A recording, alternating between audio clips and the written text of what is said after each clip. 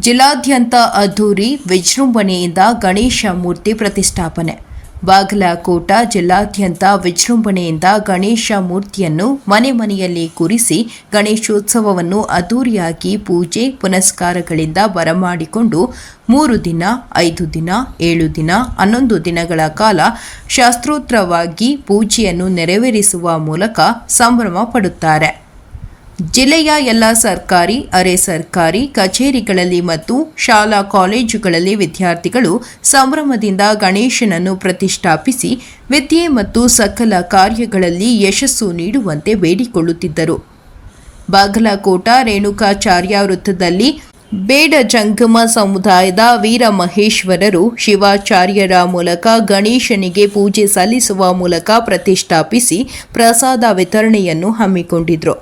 ಬಾದಾಮಿ police ಠಾಣೆಯ ಆವರಣದಲ್ಲಿ ಗಣೇಶನನ್ನು ಪ್ರತಿಷ್ಠಾಪಿಸಲು ಸಾಂಪ್ರದಾಯಿಕ ಉಡುಪುಗಳನ್ನು ತೊಟ್ಟು ಮೆರವಣಿಗೆಯ ಮೂಲಕ ಸಾಗಿದರು. ಏಕದಂತ ಮಿತ್ರ ಮಂಡಳಿಯು ಸಾಂಪ್ರದಾಯಿಕವಾಗಿ ಉಡುಪು ಧರಿಸಿ ಕರಡಿ ಮಜಲೊಂದಿಗೆ ಗಣೇಶನ ಮೆರವಣಿಗೆಯನ್ನು ಮಾಡಿತು.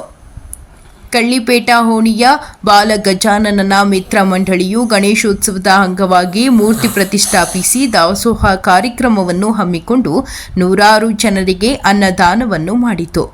ಇನ್ನು ಗಲ್ಲಿಗಳಲ್ಲಿಯೂ ಕೂಡ ಗಣೇಶನನ್ನು ಪ್ರತಿಷ್ಠಾಪಿಸಲು ಯುವಕ ಮಂಡಳಿಗಳು ಜಿದ್ದಿಗೆ ಬಿದ್ದು ವೇದಿಕೆ ಅಲಂಕರಿಸಿ ಸಂಭ್ರಮ ಪಟ್ಟರು.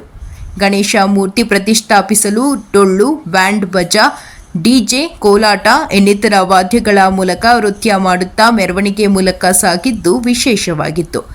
ಅದರ ಕೆಲ ಝಲಕ್ಕುಗಳು ಇಲ್ಲಿವೆ. ವರದಿ ಅರುಣಕುಮಾರ, ಮುಚ್ಚಖಂಡಿಮಠ, ಬಾಗಲಕೋಟೆ.